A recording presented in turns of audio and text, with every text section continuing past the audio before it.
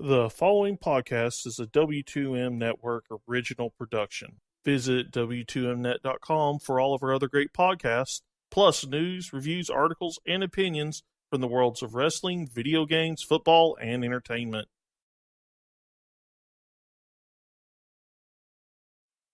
Let's go! What's that?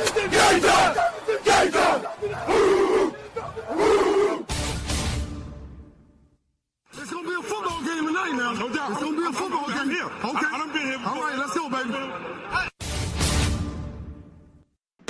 Toss to White. He's in! Patriots win the Super Bowl! Brady has his fifth! What a comeback!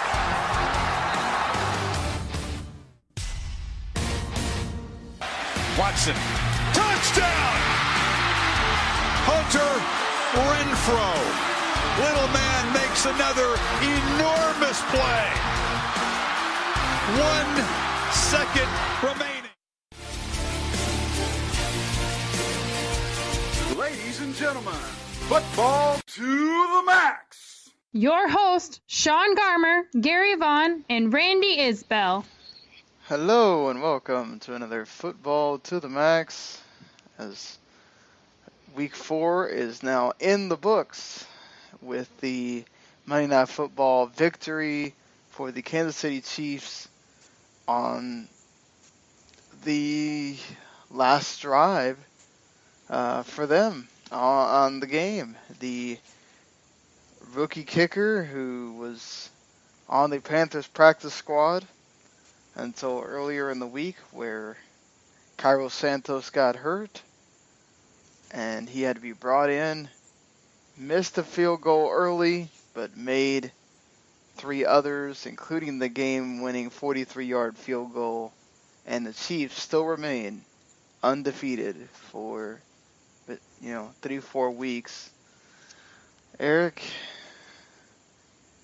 pretty good. I'd have to say they kind of got a little lucky with Josh Dodson dropping that touchdown pass that would have probably made it really difficult for them to go tie the game. But well, not just tie the game, but lest we forget, Redskins make the extra point in that situation. Then the Chiefs have to drive down the field needing a touchdown to win, instead of getting somewhat of a luxury touchdown to seal it, thanks to, well, the old hook and ladder going wrong, which I don't think too many people saw that coming. But hey, if you happen to take Kansas City -7, congratulations, because you're covered by the skin of your teeth. yeah, exactly. And I thought it was funny that they even mentioned it on the broadcast there at the end too. It's also funny because someone in our staff fantasy league lost due to that Kansas City Chiefs defense getting an extra points there, which that's always very enjoyable / sad at the same time.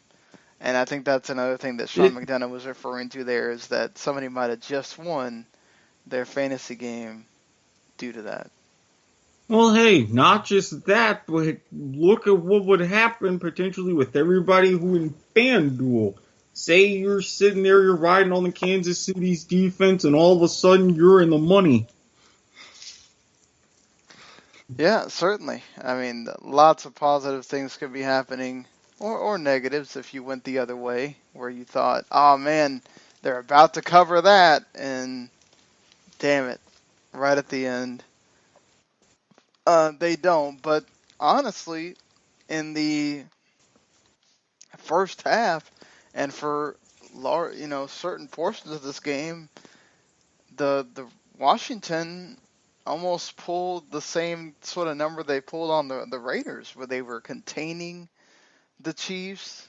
The Chiefs defense couldn't really stop the Redskins. One of the biggest plays in the game was Vernon Davis getting a 70-yard catch and run, which then the Chiefs were able to hold into a field goal, which that's a huge miss if you look back at it at this point, because think about it, if they would have scored a touchdown on that play, we're talking about a different situation now. So Absolutely. And the fact that, especially with that big Vernon Davis play, where was the tackling on that one? Because I saw some Chiefs starting to surround him, but he was able to execute a couple pretty good stiff arms.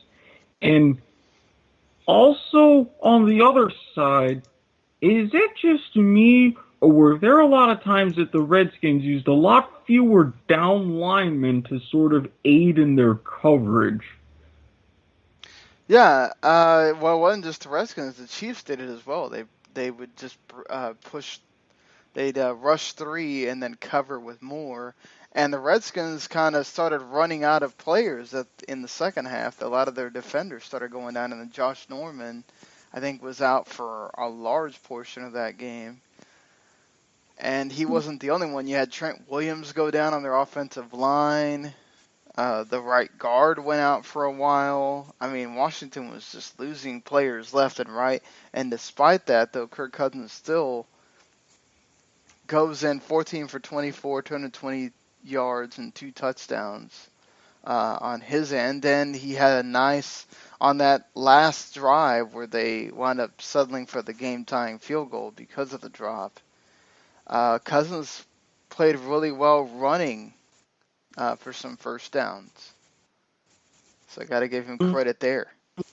It was weird seeing him scramble, but just 2 runs for a good 25 yards on that drive.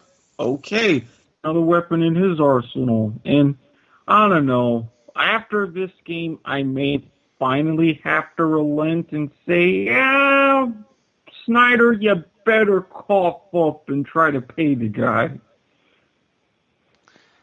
I don't know. I mean, you're still lost at the end of the day. It's not Kirk Cousins' fault.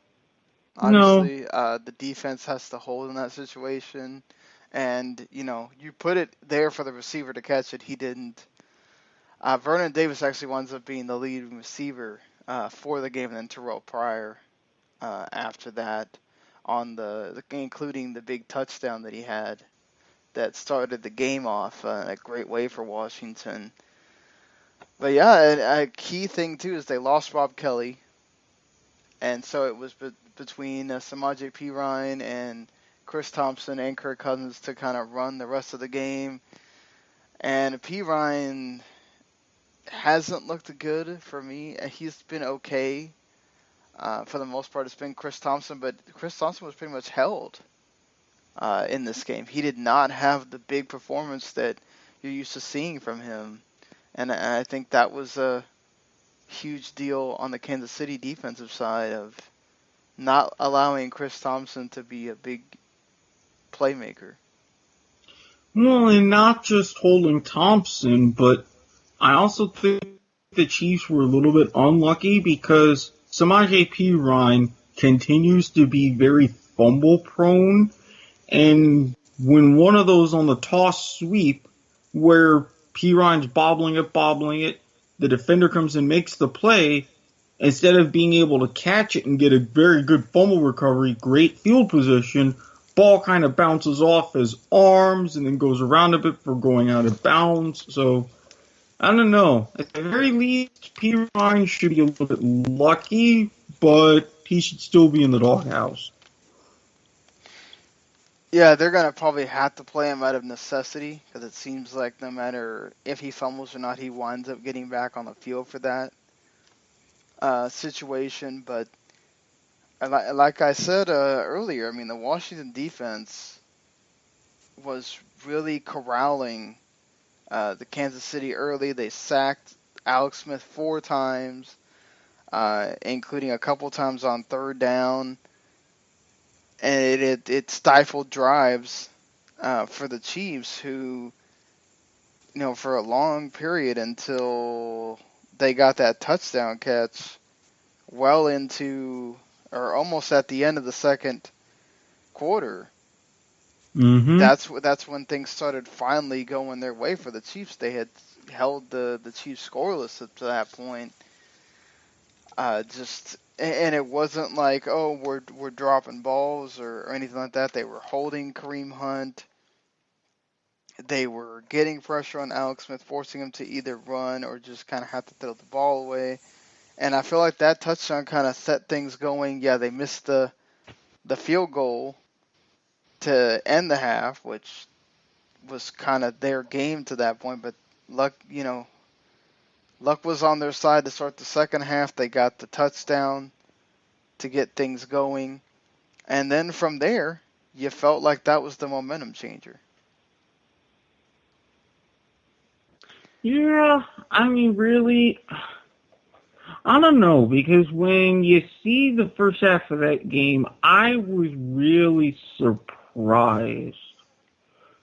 And even with the Redskins being up 10-0, especially before Alex Smith was really able to get into a rhythm with Travis Kelce that led to that touchdown, the crowd was still energized. So I was kind of confused as what was going on. But then finally Andy Reid made the offensive adjustments, and I thought, okay, now this kind of takes the worry off of me a little bit. Well, I mean, Arrowhead is always going to be loud. It's like CenturyLink in Seattle. They're loud regardless most of the time. So credit to that crowd for staying in it and keeping things energized for that team. But yeah, just for me, a tale of two halves was this game as far as the Chiefs go. Yeah, they allowed the Washington to score on 2 of their possessions, but what they did was that stat that they showed that after the first quarter they kept the ball around 32 minutes or 35 minutes. They went on these really long drives that felt like they took forever, and they would come up with points, and then you're forcing Washington to now in a faster time try to get things going, and one of those drives don't work. The second one is the one that ties the game up. But yeah, I mean, or 2 of those, like I said, 2 of those drives go for points. But if one of those is, of course, that Vernon Davis big pass play. But I think it was just smart from Andy Reid's perspective to not go away from the run. They kept using Kareem Hunt. He finally got holes open for him. Alex Smith was smart to keep things on that big play that he got where he was able to juke a defender and go for like 40 yards or so. That's just classic Alex Smith to me. That's what I think about with him is making that running play that you're like, good God, this dude shouldn't be able to do that, but he does. No, and it is confused because it's like, okay, why all of a sudden are all these holes opening up? Why is it that you got guys going running in basically what I think are the wrong gaps and still almost getting first downs? How are you still letting Alex Smith running outside? There was just so much of that game that was just utterly confusing. Well, I think that's where the injuries come into play for Washington is on defense. It felt like every drive they were losing somebody. And when you're starting to have to play your third string corner, and then when you have to go into nickel, you're playing various corners. No Josh Norman, so perhaps the organization back there is gone. You start having to play differently on defense to cover for them. And I think that's where the holes started opening up because you had to start respecting the pass more. You had to start respecting Travis Kelce coming out. You know, Tyreek Hill kind of had a quiet game, but it was the other receivers, Conley and Wilson, that were making plays from Alex Smith. And between Alex Smith running and finally getting the holes for Hunt, I think it just became too much for that defense. And the final drive was sort of a classic way that the Chiefs have been playing. You know, Alex Smith breaks contain, gets that big play to extend it.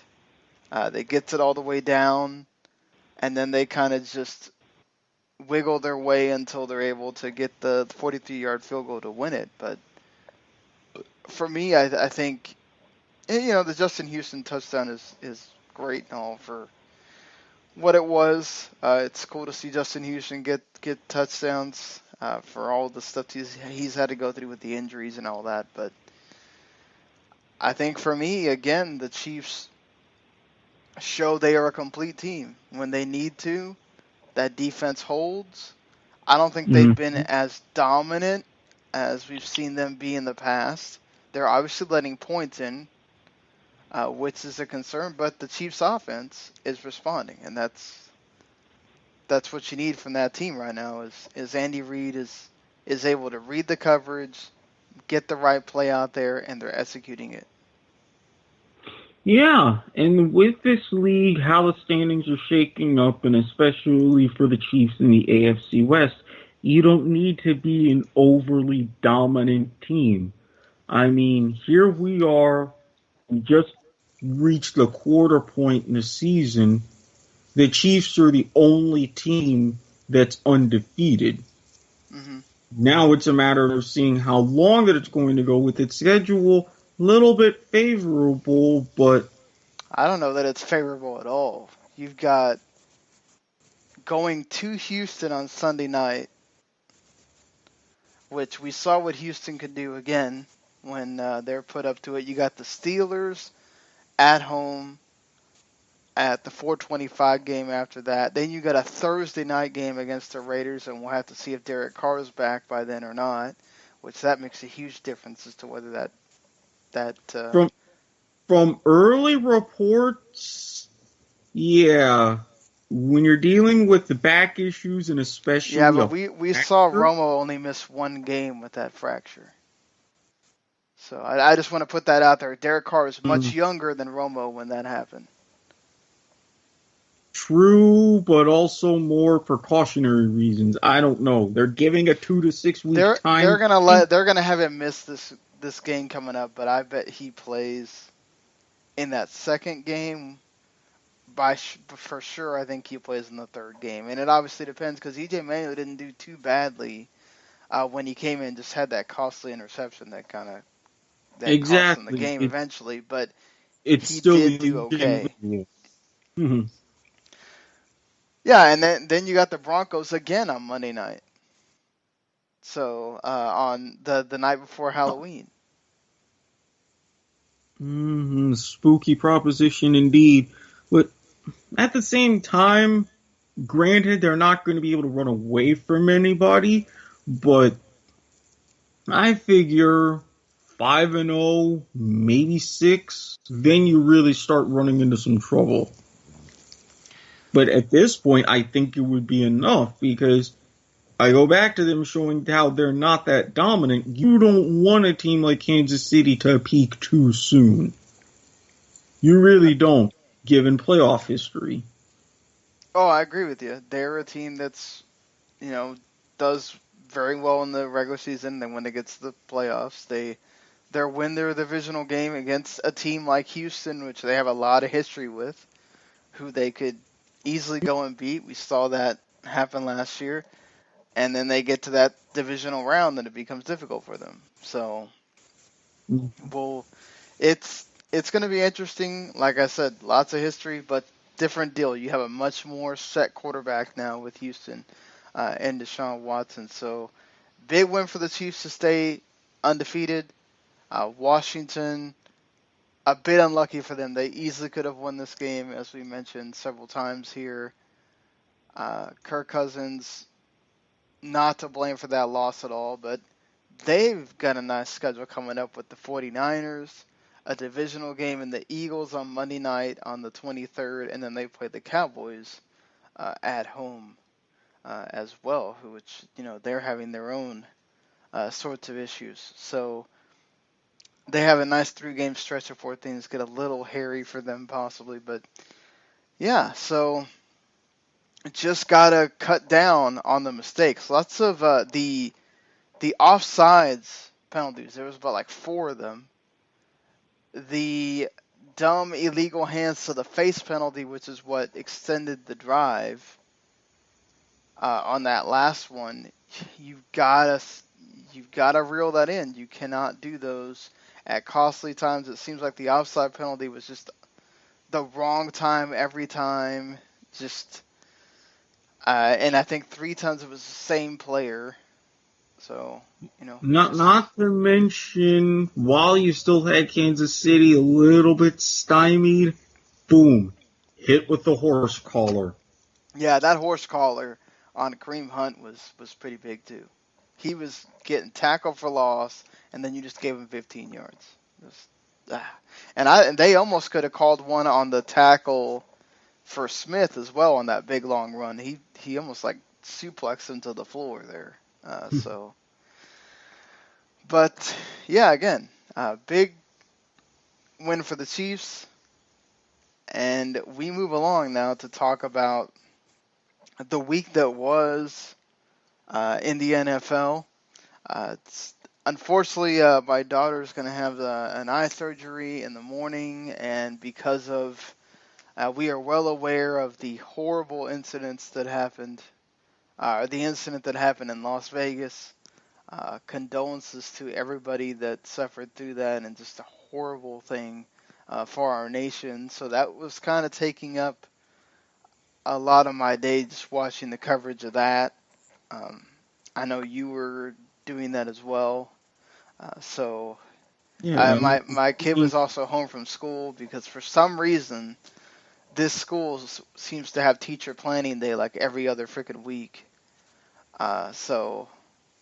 Yeah, there was that too. Yeah, I mean, waking up and hearing about the tragedy and hearing that unfold, and then having to go clock in at my day job and all this and that, it's just been one of those days. Yeah, so we're not going to have a total in-depth approach here to this. We'll still try to talk about most of the games here. One thing we should note is the London game.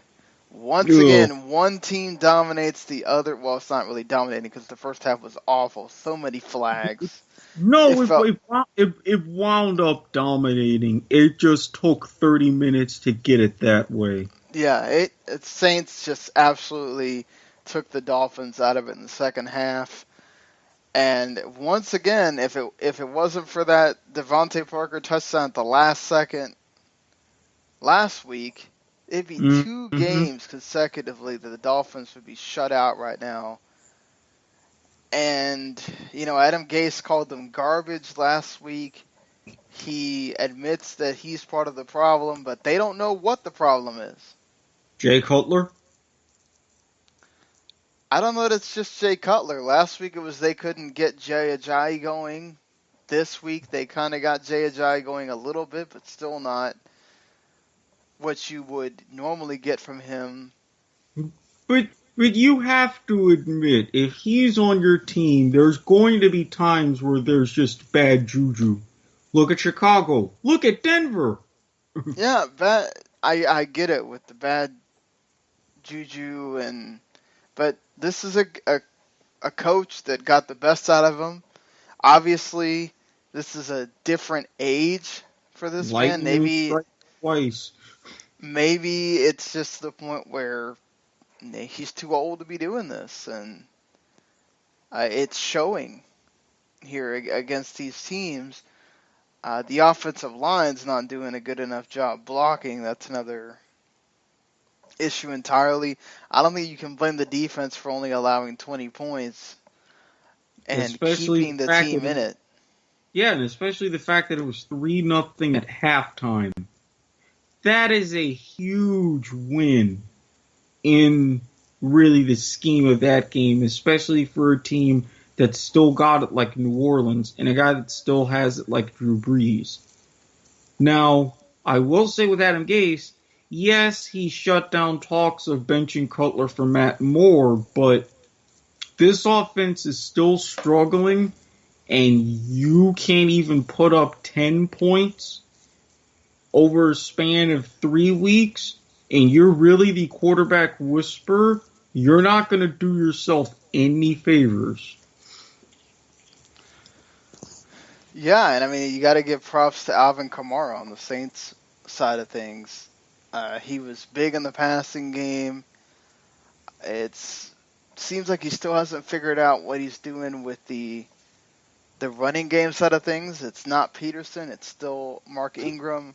Michael Thomas was involved, 8 for 11 on 89 yards and a touchdown. I thought he was going to have a goose egg game. He was very important towards the end.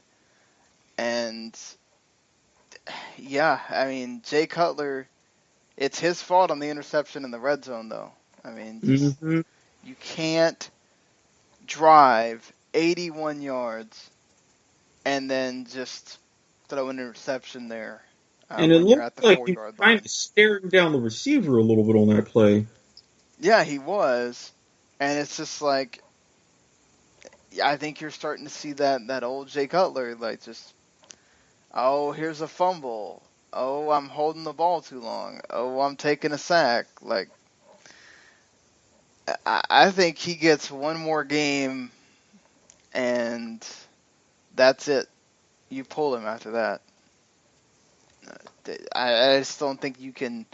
If you're Adam Gase, your job's going to start becoming a question if you keep staying with Jay Cutler and the team just doesn't do anything. Any thoughts on that? Agreed.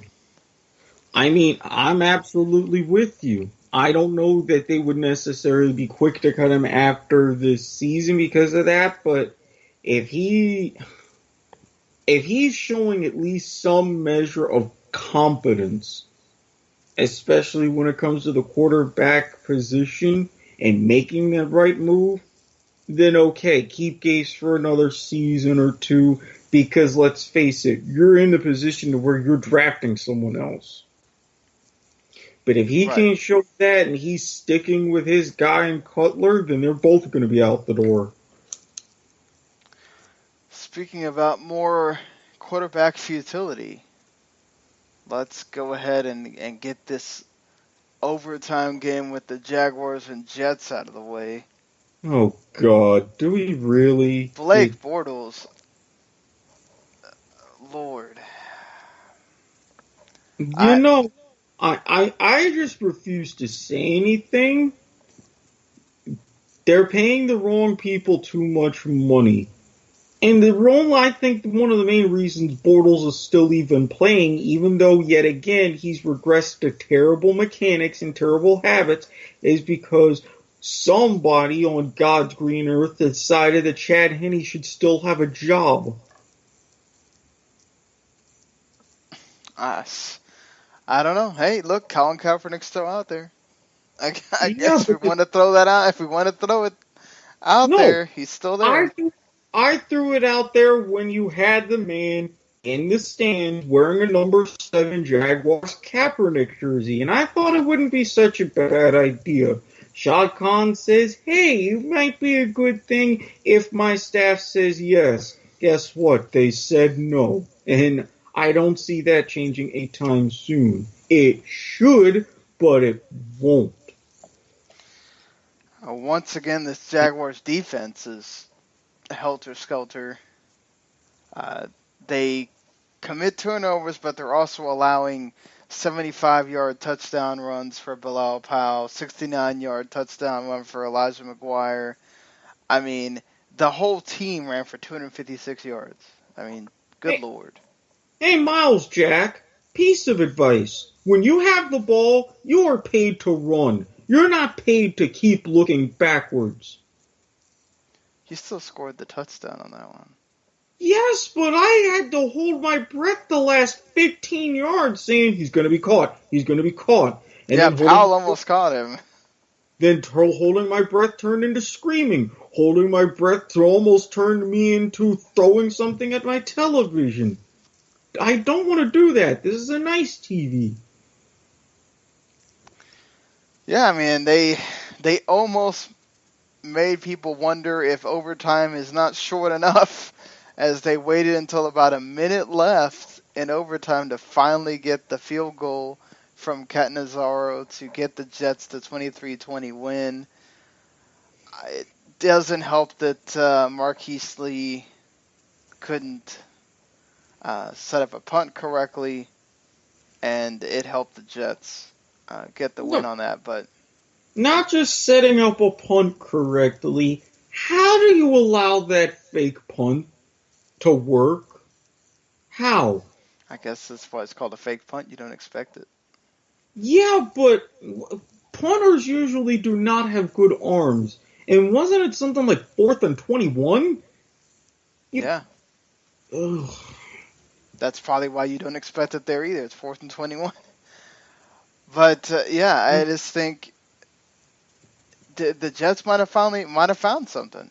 I think you got to give them a lot of credit. In 2 weeks, they've now, granted, they're playing the Dolphins and Jaguars, not two great teams, and technically they're sitting there in third right now, and in the division, looking down at the Dolphins. I don't think anybody would have expected that.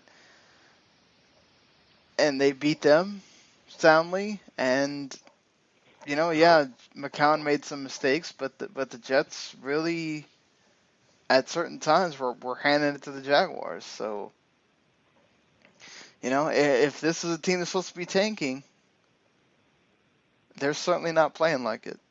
No, they're getting some benefits. And let's just say, from here on out, if you're betting on the Jaguars at any point in the Eastern time zone, don't. Apparently, that's just a horrible thing for them in the Eastern time zone. They cannot win. But hey, they've got another gift of a game, the Jets do. They go to Cleveland. Oh, God. Next week. Maybe another win for the Jets before they play the Patriots. Yes, Jets-Browns, where the only memory of those two teams meeting is that fateful night, September 1970, where Nelson throws what would be the game-winning touchdown pass, and Joe Namath is intercepted on 3rd down. Yay. Woo.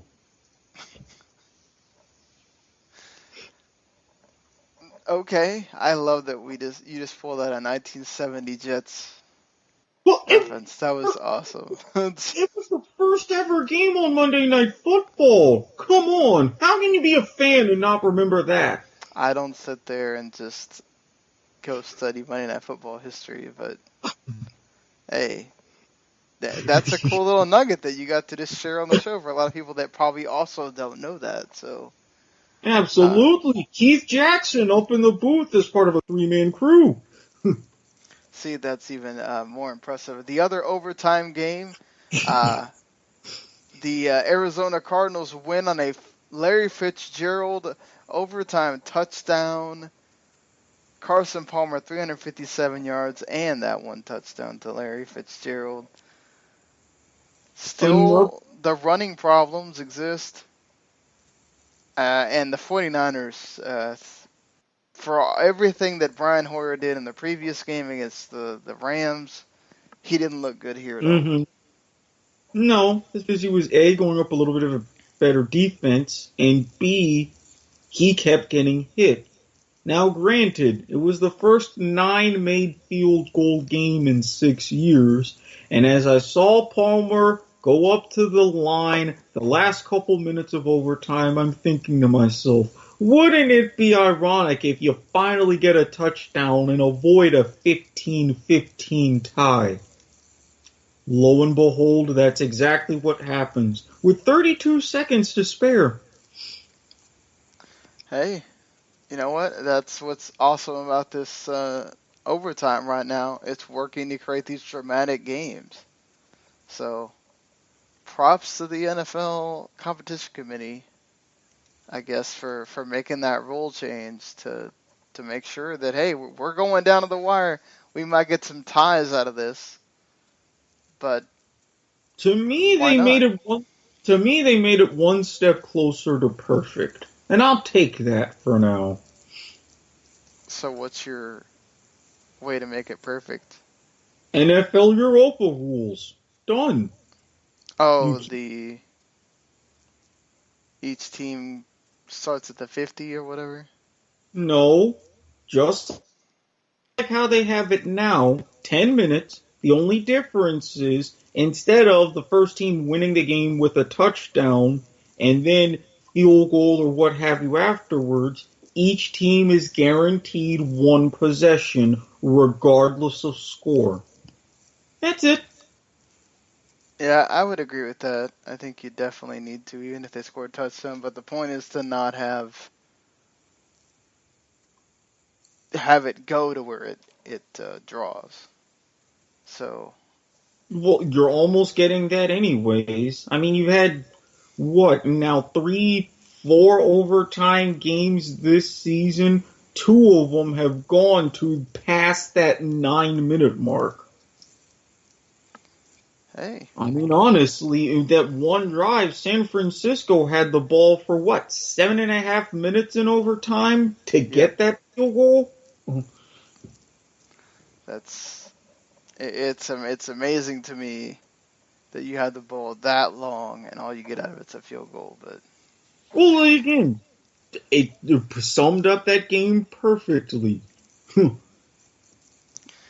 that's how the cookie crumbles for the 49ers right now. Arizona gets a much needed win and to kind of keep pace in that division where the Rams are just surprising everyone after they go to Dallas and defeat the Dallas Cowboys. At times, especially in that first half, it looked like the Cowboys were going to go in there and show the Rams how it was done, but that second half turned everything on its head. They started getting things going. The Rams just they scored on 9 of their 11 possessions because of all the field goals. You know, I think you got to give credit to the defense. Well, this is what. Go ahead, sorry. Oh, did I This lose is you? an offensive wunderkind in a young quarterback and say, hey, we're malleable. This is how we're going to the fact that, yeah, 70% of the time our defense is going to be Swiss cheese. And we'll go out for you.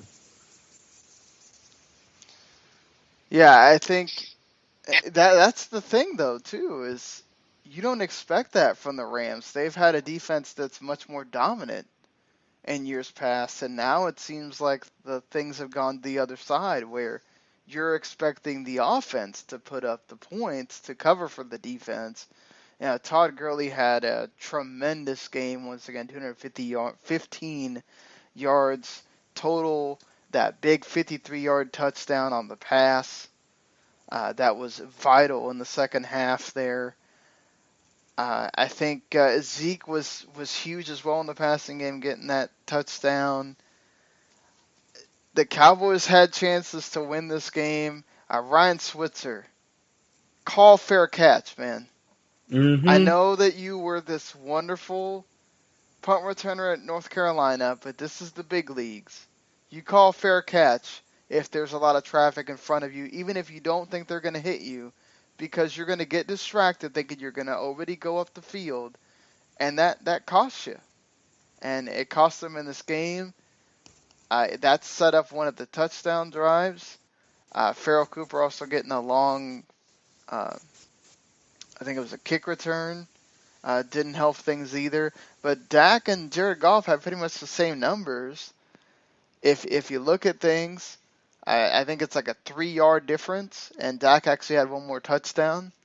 So, Dak just had the interception, which I don't think that was really Dak's fault either. He was getting whacked. But, I don't think you could have asked for much more from the offense. Yeah, there was times where you might have said you really want them to score here, but I think special teams and the defense not being able to get off the field, even if you're allowing field goals, you're still allowing them to get points.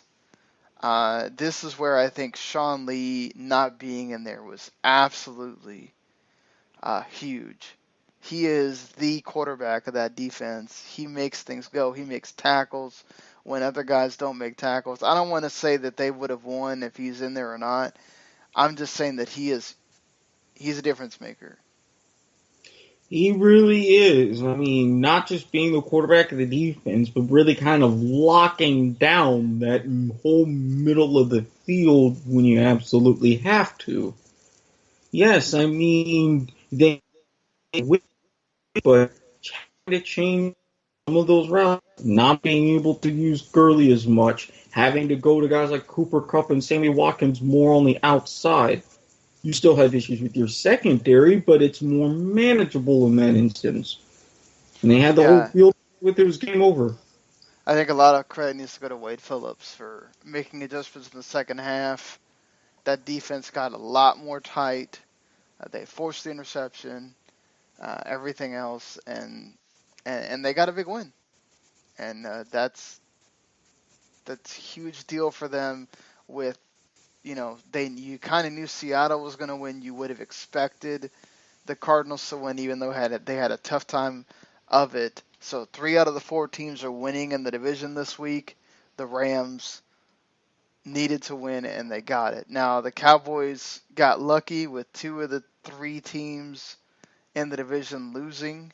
The only team that won were the Philadelphia Eagles, who, let's be honest, were also had the easiest opponents of the day, and the Chargers, who still can't win in Carson, California, despite Phillip Rivers' 347 yards and 2 touchdowns. LeGarrette Blount had a huge day, 136 yards.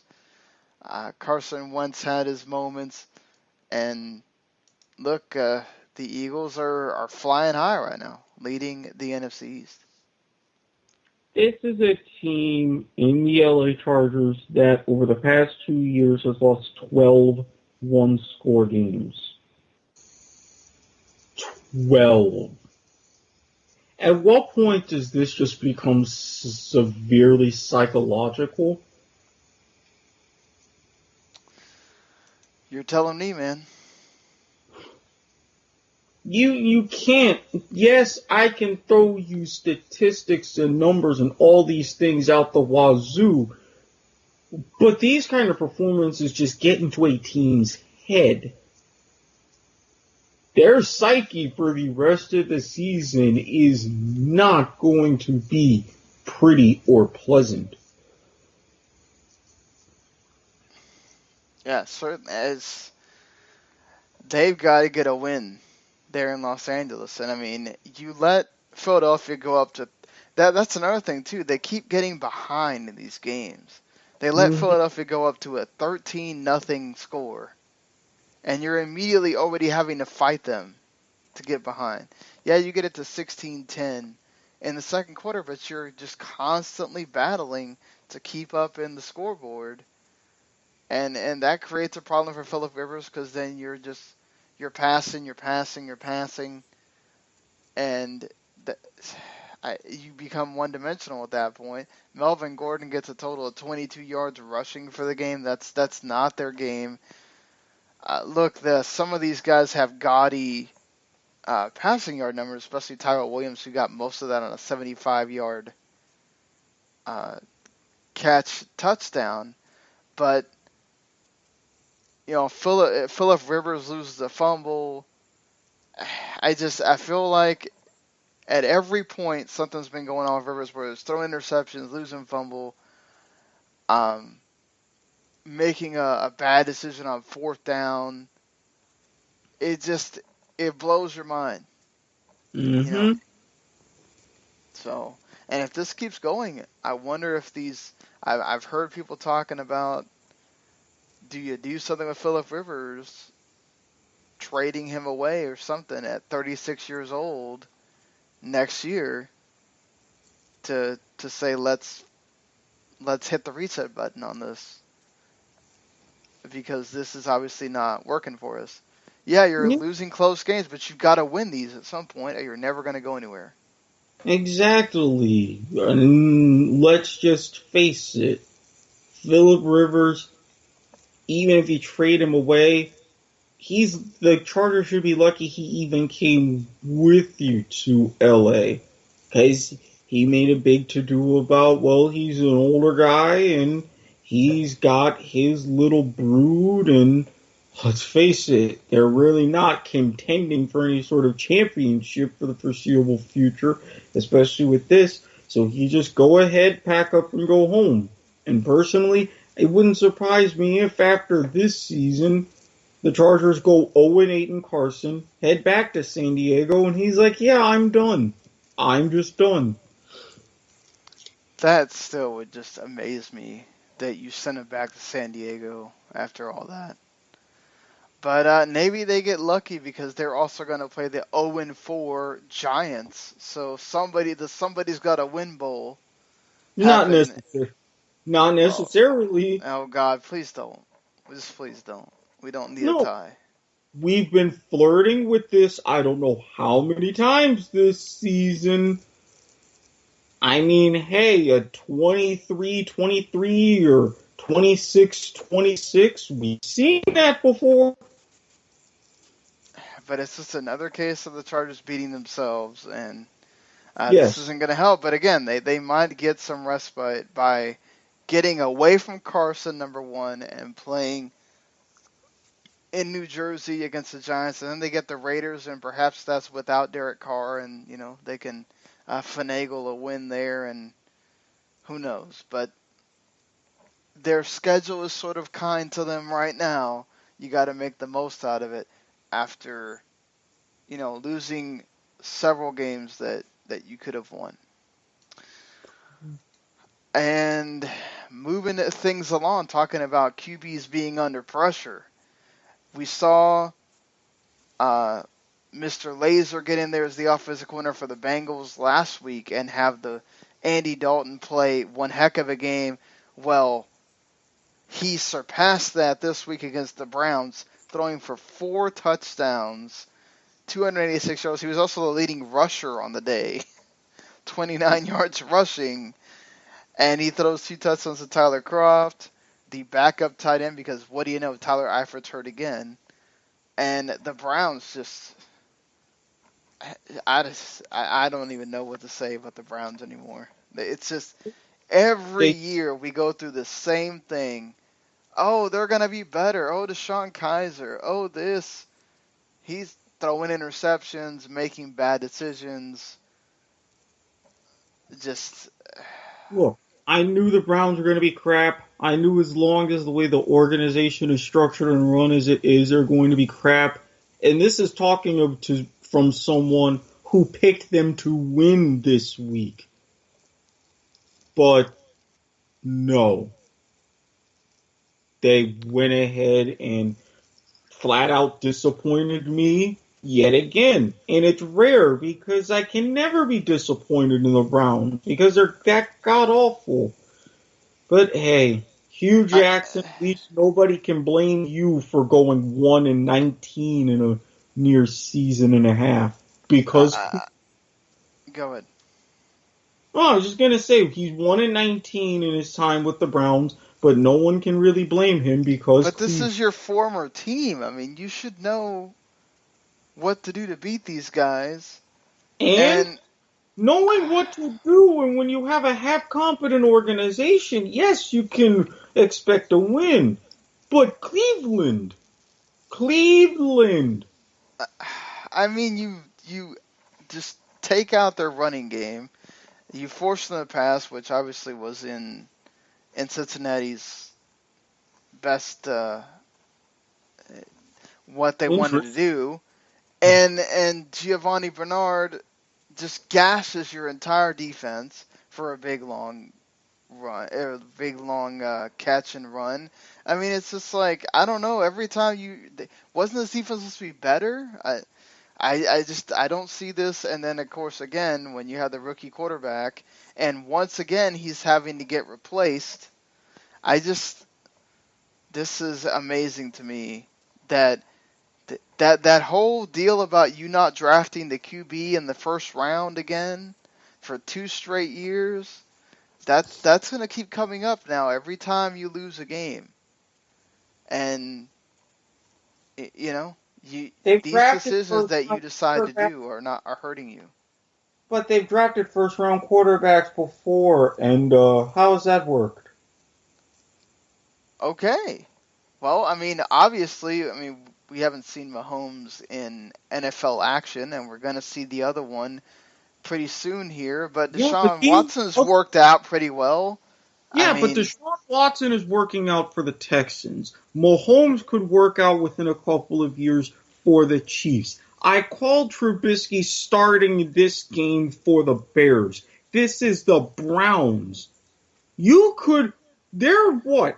3/5 of the way of filling an entire roster just with the starting quarterbacks they've had since '99. What does that tell you? It's an organizational problem, but still, talent shines through in the end. No. And I'm not saying Deshaun Kaiser's bad. To me, I feel like talent shines through if you're really that good. Not in Cleveland. You can be a talented SOB, but if you're in a terrible organization, that talent will be covered up very heavily. I think this is a thing you need to ask yourself if you're Hugh Jackson. Look at what he did with A.J. McCarron. Look what he did with Andy Dalton. That's not happening here. Exactly. If I'm Hugh Jackson, I wake up and I think, what the hell did I do with my life? Why am I here? What is going on? Took an NFL coaching job. I don't think that's working out too bad for him. He's still getting some big money. Yeah, but again, just so you can buy a gigantic house in Cleveland, you wake up every day still living in Cleveland. Does he really have to live in Cleveland, though? Couldn't he live in one of the other Midwestern states there and drive? Oh, yeah, then you have to commute to Cleveland every day. That's even worse. Then you really know you have made a terrible decision in your life. Well, we mentioned Mitchell Trubisky, and the reason why, we covered it on the Thursday night show, the way that the Bears looked. John Fox decided to make the move. Mitchell Trubisky will play next Monday night, Week 5, against the Vikings, and they probably will still be starting Case Keenum. So that chance is very rarely there. It's very much there for him. Of course, you're playing the freaking Vikings defense, which is no joke, to get a first win. First of all, I'm pretty sure you can go back to the tape and confirm this, but I called it. Yes, you did call it. I said this would be the time of year, Week 5, where we see Trubisky, because Mike Glennon, well, he's continuing the time-honored tradition of Rutgers football by crapping the bed in the National Football League. Now, that said, this is a winnable game, but it's not going to be easy. They're going to have to go back and try a lot of tricks that they did with Trubisky in the preseason. Even though he has the few extra days to get more reps with the first team, which is highly valuable. It's going to be a lot of naked bootlegs. It's going to be cutting the field in half to get him comfortable. But they can't rely on that for too long, because if any defense can sniff that out and make some incredible adjustments, it's going to be the Minnesota Vikings. So either he's going to be in a winnable situation, or he's going to need an ice bath after the game. 2 games for Danny Trevathan. You think that's fair? I think so. You were third man in, helmet to helmet. Adams had to go to the hospital. Sorry, that does not bode well in your favor. I think for something like that, 2 games is fair. Yeah, I think it's fair. I'm just glad that they suspended him and they didn't go with some, we can't go that far, we'll just give him a big fine. They suspended him. And exactly. I think 2 game checks is enough for him to understand that Yeah. They specifically said safety-related conduct. We don't want these kind of tackles. You sit down for a fortnight. Fair More. enough. Yeah, fair. And speaking of those Vikings, they had a chance to win even at the end, even though they didn't score at all after that first quarter in a game that was just very defensive. Matt Stafford didn't throw a touchdown. Amir Abdullah, they gave him the ball plenty, 20 carries, almost at 100 yards, and he had one of the touchdowns for Detroit. Or the only touchdown for Detroit. I'm sorry. It's amazing to me that you have one game this week where Case Keenum looks great. He doesn't in this game. We did mention that it was a divisional game, and then of course it doesn't help that Minnesota commits 3 turnovers. Hmm. And Case Keenum really did the same thing in Houston. He would put up great numbers, lose, put up terrible numbers, and, well, still kind of lose. And it's although I would say it's not Case Keenum's fault any of those turnovers. By the way, 2 of them No. are from receivers, and Dalvin Cook also had one, which unfortunately he is out for the season with a torn ACL. Huge blow. I mean, Latavius Murray's going to get his carries now, but huge blow to that team. Yeah, he ain't the same. Not the same. Oh, not the same at all, and it's going to affect Keenum. It's going to affect Sam Bradford if he ever gets back in. Dalvin Cook already, he was averaging 5 yards a carry before that. He got the 1 touchdown for the team. And then after that, Latavius Murray only gets 21 yards. So I think that already tells you how things are going to be. And look, now they have a whole week to deal with. Murray's going to be your running back, but still, that really affects the team. And Case Keenum completed more than half his passes. Just wasn't enough in this game that the Lions defense held. And yeah, good on them again for keeping strong with committing to the running game.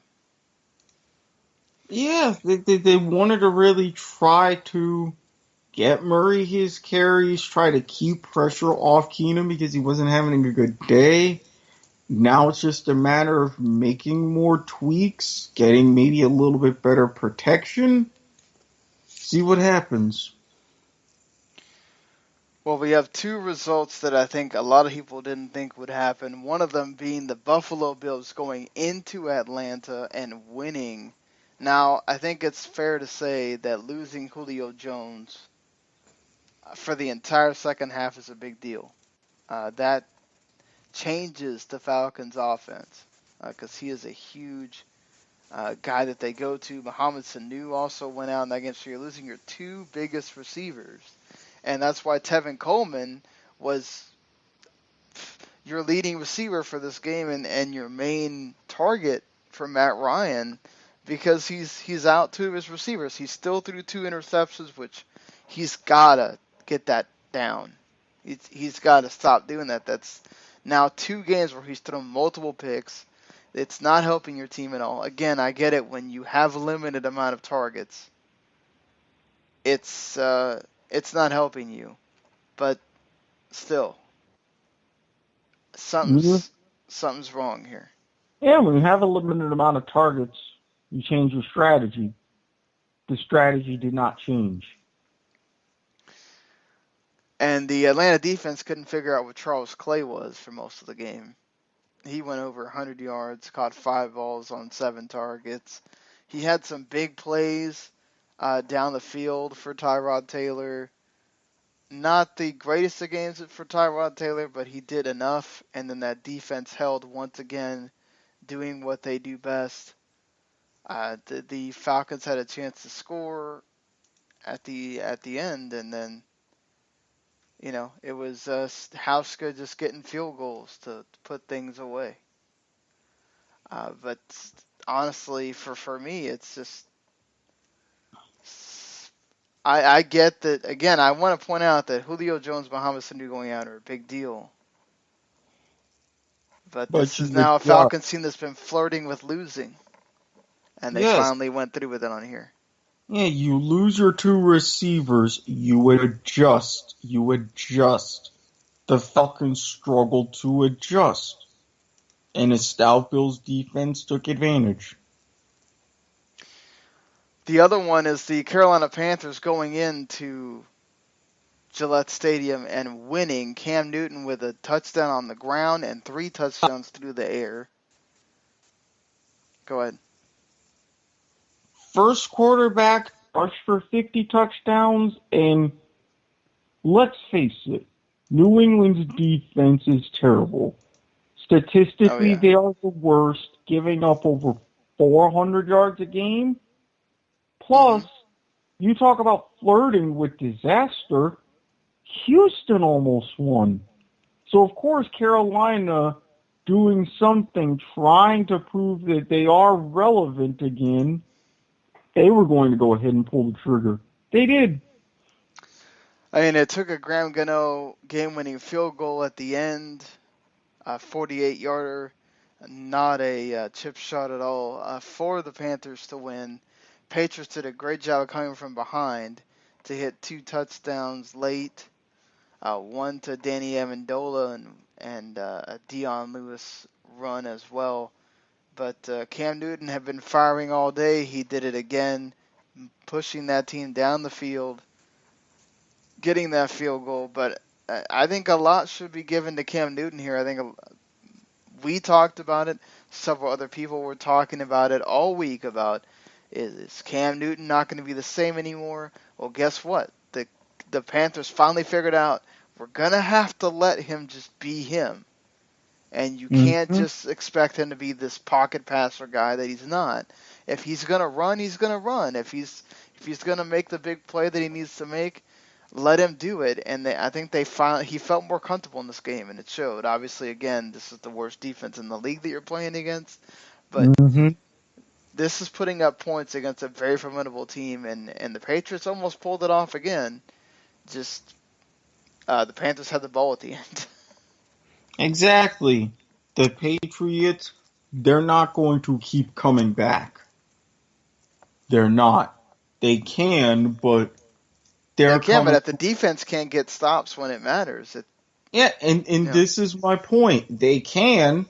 Brady can go ahead and still prove what he's got in the clutch, but as a team, you've officially hit a wall. Oh, yeah. I don't think they're going to be able to break it down. Now, granted, they still prove me wrong and go on a tear, but I don't see that happening right away. The New York Giants, once again, are close to possibly getting a win. They take the lead at 23-22. They can't get the 2-point conversion. And with time expiring, Nick Folk makes a 34-yard field goal for the Bucs to win. Jameis Winston throws for 3 touchdowns. Eli Manning running the ball in gets a touchdown. Wayne Gallman looked really good as the leading rusher. He still only got 42 yards, but he looked better than Paul Perkins had been looking, at least. And I don't think this one is on Eli Manning. I think you're expecting your defense to make that stand at the end, and they don't. No. And then also Odell Beckham's finger gets hurt, and he goes out again. Yeah, surprise, surprise. Eli, in typical Manning fashion, gets his first rushing touchdown in 3 years. And you talk about the game-winning drive, Jameis Winston was 6 for 6. And even leading up to that game-winning drive, don't the Giants realize that the Bucs have some very capable tight ends? O.J. Howard, long catch and run. Nobody within 15 yards. Cameron Brate breaking open in the back of the end zone for a catch. There was just some confusion. Yeah, I think the team is starting to feel that pressure of getting that first win, knowing that 0-4 is a big deal. 3 of them away from home. Just the passing attack was on it for the Giants, but once again, you're a one-dimensional team. It's hard to guard against that. The offensive line problems and the defense can only do so much, and I think you put a lot of pressure on them the whole game. But Jameis Winston, he throws for over 300 yards. He throws 3 touchdowns. Something's going on with that defense. They're allowing too much. But I think some of that comes with, if you don't have any confidence in your offense on that side, sometimes that can affect you mentally on defense. It really can, because you get more and more pressure to where you have to generate stops. That pressure gets into your head, and then all of a sudden, you're pretty much outside of yourself, forgetting your game. And once again, the Giants have to rely on the second half to try to get things going as far as the offensive side of things. Tampa Bay takes an early 13-0 lead, 16-10 at halftime. Much closer than the Eagles game, but still, you keep coming from behind, and that Giants defense is not really stopping the other team. It creates problems. It's, you got to stop getting behind in these games, especially with the offensive line woes that you have and things that are being created for the Giants. But 0-4, that's a really tough road to hoe right now, and especially in an NFC East where things can change very quickly, and all those teams look formidable right now. We're going to quickly go through the rest of it here. Marcus Mariota gets hurt in the second half, greatly affects the Titans afterwards. They don't score after the second quarter. The Houston Texans absolutely just pile it on. Boy, did they miss Will Fuller. He looked really good coming back. Lamar Miller gets a touchdown. Deshaun Watson, 4 touchdowns, 283 yards, 25 for 34. Again, granted, the Titans have no offense because frickin' Matt Castle's throwing the ball for them. But, and a touchdown run for Watson. Yeah, another big win for him. And they're apparently taking it day-to-day with Mariota, so it doesn't seem as serious as they thought, but... Yeah, it was a hamstring injury, and that was in part because the only 2 touchdowns Tennessee scored, Mariota ran them in. One of them from 34 yards out.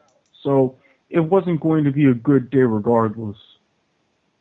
No, it wasn't. It was just an awful day for the Titans. But again, big win for the Texans at home. They now face the undefeated Chiefs next week in a very, very interesting game. The Raiders had Derek Carr exit the game early. He has the same back fracture that Tony Romo had, which kept him out at least for one game. He will not play, looks like, in the next game for the Raiders. But after that, it's kind of unknown. It's a 2 to 6 week injury. After that, you're having E.J. Manuel play quarterback. He did decently till he threw the interception that kind of ended the game. The Broncos didn't, the Raiders defense held the Broncos for the most part. But again, for me, the most telling sign is that Marshawn Lynch wasn't looking like Marshawn Lynch, and he hasn't looked like Marshawn Lynch for a couple of games now. No, I figured 600-700 yard season. He's on pace for less than that. You can maybe hope to get it going again. I still think he can. But the longer this goes, then, well, maybe he should have stayed retired. Lev Bell finally goes off 144 yards on 35 carries. You can't imagine he's going to do that every game. 2 touchdowns. Ben Roethlisberger performs well, and the Steelers' defense hold the Ravens to 9 points, which they scored all of them in the third quarter. That's it. And the Steelers blow out the Ravens at home. 2 games where the Ravens can't even score 10 points. Well, they had the 2-point conversion for a while, but then that was called back. So at one point it was 19-11. Hashtag scoregami. But they just, no. Flacco is still somewhat invisible. And yes, the Steelers' tough mentality against a traditionally tough divisional opponent, it worked even better than they anticipated. The Seattle Seahawks had a host of injury woes happen. The biggest one being to Chris Carson, who what an awful leg injury. It's a significant ankle injury, a leg fracture.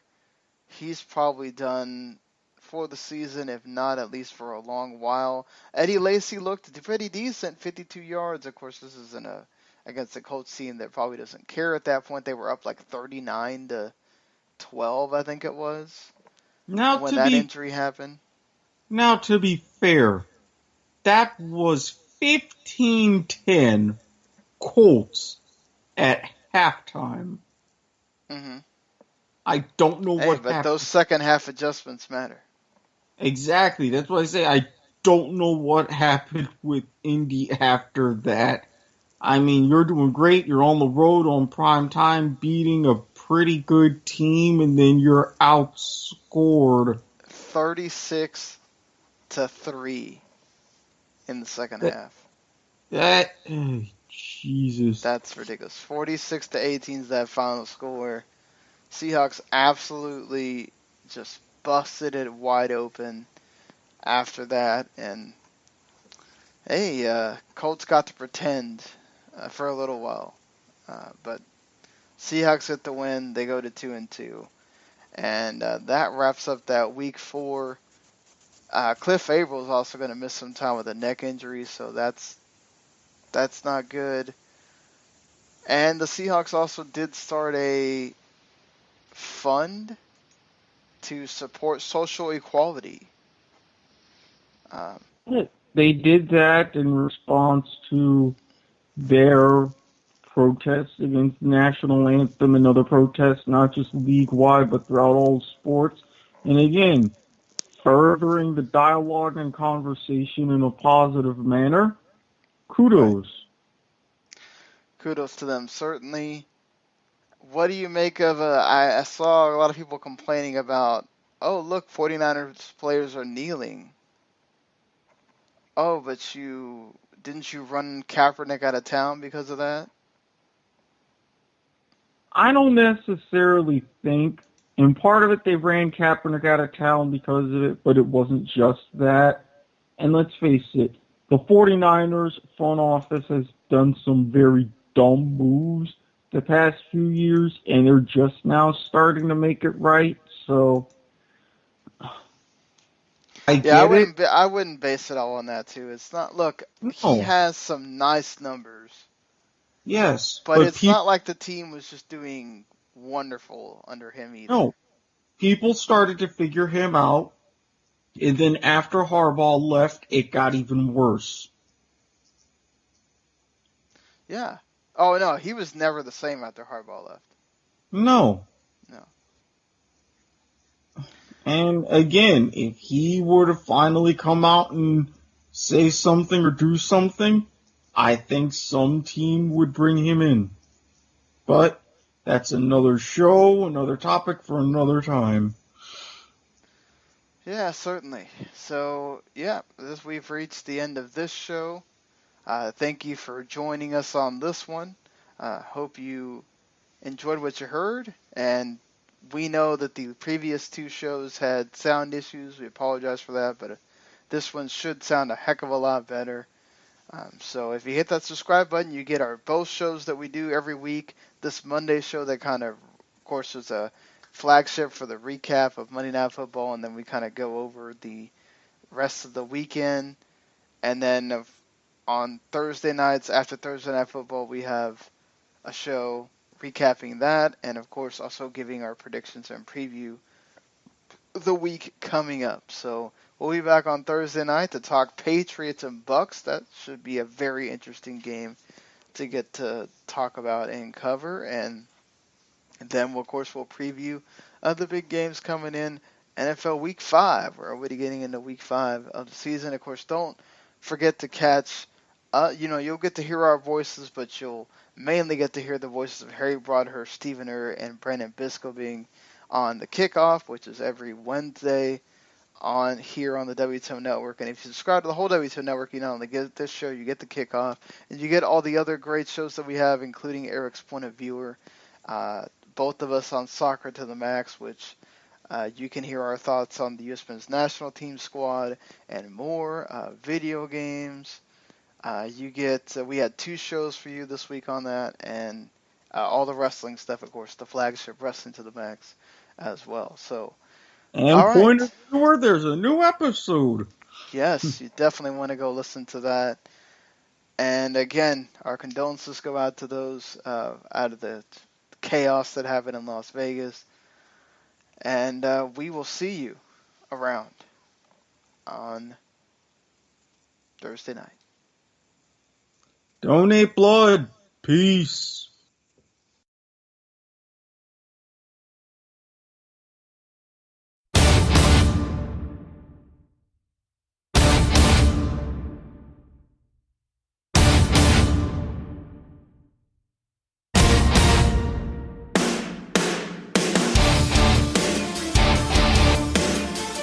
The following podcast is a W2M Network original production. Visit W2Mnet.com for all of our other great podcasts, plus news, reviews, articles, and opinions from the worlds of wrestling, video games, football, and entertainment.